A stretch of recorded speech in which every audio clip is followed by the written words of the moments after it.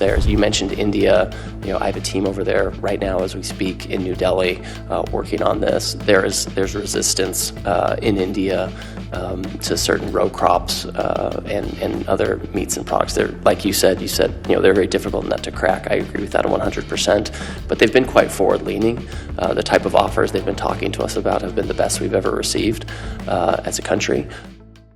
First of all, let me start with agriculture. And the challenge, I think, is that at least when it comes to soybeans and grain sorghum, China is such a significant purchaser, or has been historically, that it's hard to overcome that with other trade agreements on a bilateral basis. But where are the greatest opportunities for agriculture if you were taking a trade mission and you're a farmer or farm group in Kansas, I mean, India is one that comes to mind, particularly for grain sorghum, and yet it's such a difficult country to crack.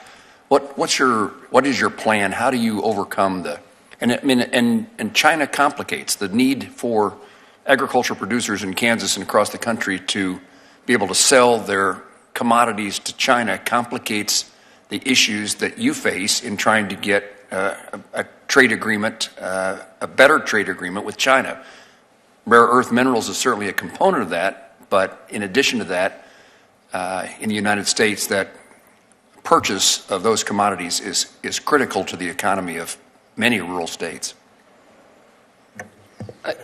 We have to remember and keep in mind that China's economy is like a square and ours is like a circle, and they just don't fit together well all the time. And so we have to find a way to manage that trade.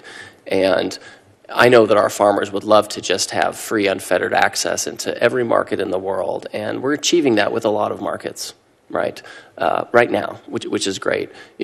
With China, they have a different system. They're probably not going to change their entire system for us, but they know they benefit from having our soybeans. I know they like to buy from Brazil, but they need our beans too. They need our sorghum. They need all of this, and so it makes sense to have purchase arrangements with them. Because it's a way to kind of have a square and a circle go together.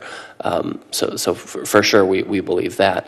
We also think that it's helpful to diversify, and that's why Vietnam has already reduced its tariffs for us on soybeans, and they can go a little lower on that. Cambodia's already reduced theirs. You mentioned India. I have a team over there right now as we speak in New Delhi working on this. There's resistance in India to certain row crops and other meats and products. They're, like you said, they're very difficult nut to crack. I agree with that 100%. But they've been quite forward-leaning. The type of offers they've been talking to us about have been the best we've ever received as a country. So I think that's a viable alternative market. And then we talk about there are biofuels. There are other countries that want biofuels that can be derived from soybeans. So we're trying to kind of touch every base in every country to make sure we can be diversified. And of course, we want to maintain that relationship with China. They need our product and we want to sell it.